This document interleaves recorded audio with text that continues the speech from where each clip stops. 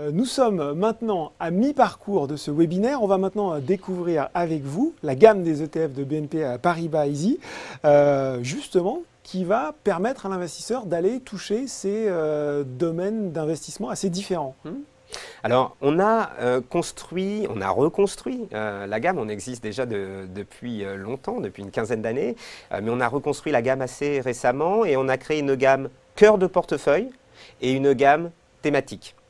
Je vous arrête, Bertrand. Les Oui. gens souvent disent que c'est compliqué de s'y retrouver sur les trackers. Les noms, tout ça, ils sont un peu perdus, ils ne savent pas vraiment comment les choisir. Pas mal de noms anglais aussi. Oui, exactement. Ouais. Alors c'est vrai que le nom du produit, il est identique à tous les investisseurs. Ouais. Nous, on a une stratégie en Europe, en Allemagne, en Italie, en France essentiellement.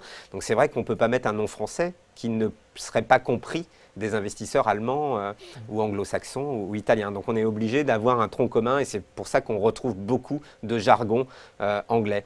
Après, pourquoi cœur de portefeuille et pourquoi thématique? Le cœur de portefeuille, comme son nom l'indique, c'est pour construire le gros de son allocation d'actifs. Donc c'est-à-dire à partir du moment où je décide d'aller sur des obligations de la zone euro et sur des actions européennes et américaines, eh bien on va proposer des trackers sur le S&P 500 pour le marché américain, sur le Stoxx Europe 600 pour le marché européen, sur l'Eurostoxx 50 pour la zone euro. Donc ça, c'est la gamme cœur de portefeuille. On va dire qu'on répond aux besoins essentiels d'un investisseur particulier. Donc si je fais une allocation uniquement en tracker, c'est quoi? Ça va être 70% de mon portefeuille, On peut même aller jusqu'à 100%. On peut aller jusqu'à 100%. On peut même aller, si on est prêt à s'exposer à ce type de risque action, on peut même aller jusqu'à 100% sur des produits cœur de portefeuille. Mais ensuite, on propose des thématiques. Donc là, il faut avoir un niveau de connaissance un peu plus affûté. Et là, se dire, d'accord, j'ai mis en place mon allocation d'actifs avec cette gamme cœur de portefeuille, mais j'ai envie aussi de lui donner une nouvelle dimension avec des thématiques comme l'investissement socialement responsable ou avec des thématiques comme l'immobilier coté ou comme l'infrastructure. On va proposer différentes thématiques plus spécifiques où là, parce que je connais bien les infrastructures ou le secteur agroalimentaire ou le secteur technologique ou parce que j'ai un filtre investissement socialement responsable. Je veux absolument investir sur des placements socialement responsables. Et bien là, on va rentrer sur des thématiques. Vous avez d'ailleurs, je crois, un exemple d'une allocation géographique diversifiée dans votre présentation. Oui, alors on peut regarder un petit peu à quoi ça correspond. Bien sûr. Alors là, on est sur un portefeuille qui est sur l'Europe. PEA. Ouais. Alors, pas forcément. Là, vous voyez dans cet exemple, alors les pourcentages, on peut tout à fait les faire évoluer, mais c'est donné à titre d'exemple. On a mis sur un portefeuille 40% sur un tracker sur l'Eurostoxx 50. Donc, je rappelle, l'Eurostoxx 50 plus grosses capitalisations boursières de la zone euro. Donc, je ne suis pas exposé sur le risque de change. Je n'ai pas de francs suisses. Je n'ai pas de livres sterling. Donc, c'est uniquement des valeurs cotées en euros. Donc ça, c'est important. Donc c'est pour ça qu'on a mis une partie importante de cette allocation d'actifs sur ce tracker Eurostoxx 50. Après, on va quand même diversifier en allant sur le Stoxx Europe 600. Donc là, on n'est pas sur 50 valeurs, mais on est sur 600 valeurs en Europe. C'est-à-dire plus zone euro. On est plus zone euro. Ouais. On est zone euro, mais plus... on est sur l'Europe. Donc c'est la zone euro plus... la Grande-Bretagne, la Suisse. Et essentiellement la Suède. Donc là, on a la couronne suédoise, la livre sterling et le franc suisse où il faut bien voir quel type de risque de change je m'expose. Donc là, on a mis 30% de cette allocation sur l'Eurostoxx, sur le Stoxx Europe 600. C'est vrai que je m'y perds aussi dans les noms. Et puis ensuite, on a mis 20% de l'allocation sur l'indice, sur un tracker qui réplique l'indice américain, le S&P 500. S&P, c'est pour Standard & Poor's. C'est le nom de celui qui promeut l'indice et sur les 500 plus grosses capitalisations boursières américaines.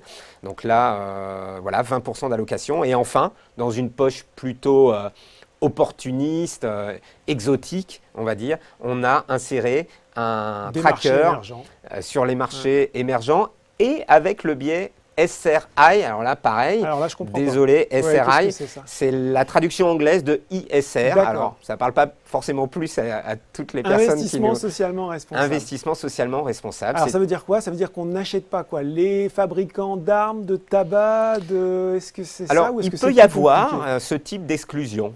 C'est large, l'investissement socialement responsable, c'est-à-dire qu'on investit sur des critères On en de reparlera tout à l'heure, performance, mais on investit aussi sur des critères environnementaux, Sociétaux. sociétaux Ouais. ou de gouvernance d'entreprise. Donc ça veut dire que les valeurs qui composent l'indice ont été triées selon ces filtres d'investissement socialement responsable. Donc là, si je résume mon allocation, hop, je viens de rentrer, j'ai acheté des trackers sur l'Eurostoxx 50, les 50 plus grosses capitalisations de la zone euro. J'ai un peu élargi mon spectre avec le Stoxx Europe 600, où là j'ai un petit peu effectivement de pays comme le Royaume-Uni, comme la Suède.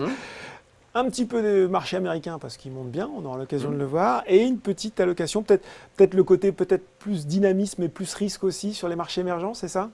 Oui, ça dépend. Alors, moi, je dirais que, bien sûr, on a souvent l'impression que quand on investit sur quelque chose qu'on connaît moins, on prend plus de risques.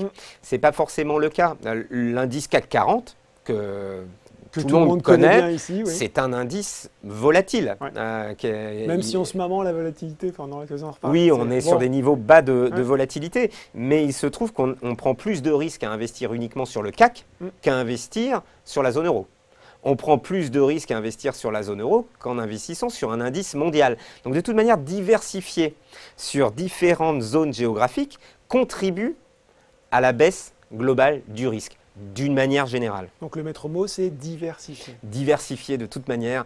Ce qu'on dit là sur les trackers est valable sur la gestion d'un patrimoine global. Les trackers, ça fait partie du patrimoine financier, mais le patrimoine est composé d'autres choses que le patrimoine financier, donc il faut diversifier. Et je rajouterais juste quelque chose, Laurent, là sur cette allocation d'actifs, c'est qu'elle a le mérite aussi de pouvoir être intégrée dans un PEA. Là, les 4 ETF qui sont ici sont éligibles au PEA. Ça veut dire qu'on peut aussi décider de diversifier un PEA au-delà de l'Europe. D'accord, c'est bon à savoir.